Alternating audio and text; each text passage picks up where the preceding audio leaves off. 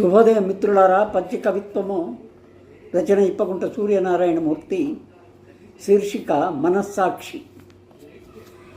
సజ్జోజాతము నెల్లవేళలను పంచాత్మము నిర్దిష్టమయీ వేద్యమ్మౌ మహనీయ భావములు సంవీక్షించు దృక్కోణమున్ విద్యాగంధమునంది పుచ్చుకొను సంవిత్తున్ సౌభాగ్యమయీ సజ్జస్ఫూర్తి వినమ్రభావతతిగన్ సాధిష్ట సంకేతమౌ.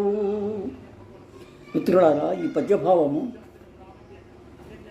సజ్జోజాతము అంటే శివుడికి 5 ముఖాలు ఉంటాయి. అవి సజ్జోజాతము, వామదేవము, అఘోరము, తత్పురుషము, ఈశానము.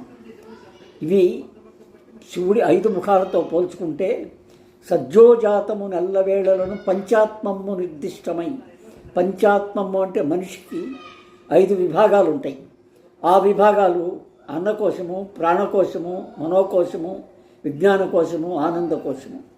కనుక ఈశ్వరుణ్ణి మనలో నిక్షిప్తం చేసుకోవడానికి ఆయన 5 రకాలైనటువంటి ఆయన స్ఫూర్తిదాయకమైనటువంటి 5 రూపాలను ఈ 5 రూపాలతో మిళితము చేసి మనిషి ఎలాగుండాలి అంటే ఎల్లవేళల పంచాత్మము నిర్దిష్టమై శివుణ్ణి మనసులో పెట్టుకొని ఈ 5 అవకాశాలతో మన గుండెల్లో దాచుకొని వేద్యమ్మో మహనీయ భావములు సంవేక్షించి మంచి సాంప్రదాయబద్ధమైనటువంటి భావాలను మనం దర్శించుకొని దృక్కోణంలో అంటే మన మనోవికారమైనటువంటి కోణంలో ఆలోచించి అది మన గుర్తులో పెట్టుకొని విద్యాగంధమును అందిపుచ్చుకొను.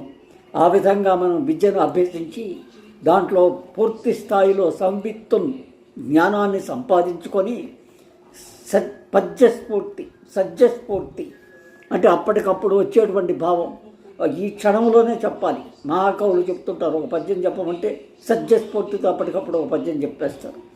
దాంతో వినమ్ర భావమున సాధిష్ట సంకేతమవు. ఇది ఆ భావాల యొక్క తతి అంటే సముదాయము, సాధిష్టం శ్రేష్టమైనటువంటి సంకేతం అవుతుంది.